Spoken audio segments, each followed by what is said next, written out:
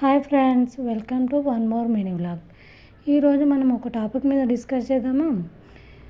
కుదిరితే పెట్టి చంపండి లేదా పొగిడి చంపండి అని ఎందుకు అన్నారంటారు? ఏం లేదండి, మన ఆడవాళ్ళ కోసమే అన్నారు. భర్త కోపంగా లేదా చిరాగ్గా ఉన్నాడంటే తనకి ఇష్టమైన వంట చేసి పెట్టండి లేదా తనని పొగడండి. పొగిడితే పొగిడిపోని వాళ్ళు ఎవరున్నారు? భర్త కూడా అంతే. సరే రెసిపీలోకి వద్దామా.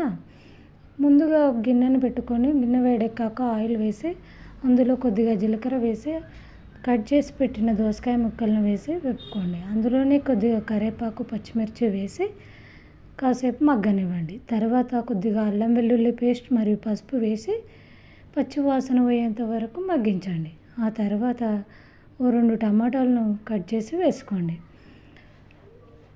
అవి కొద్దిగా మగ్గాక ఓ 2 స్పూన్స్ కారం, తగినంత ఉప్పు వేసి కలుపుకోండి.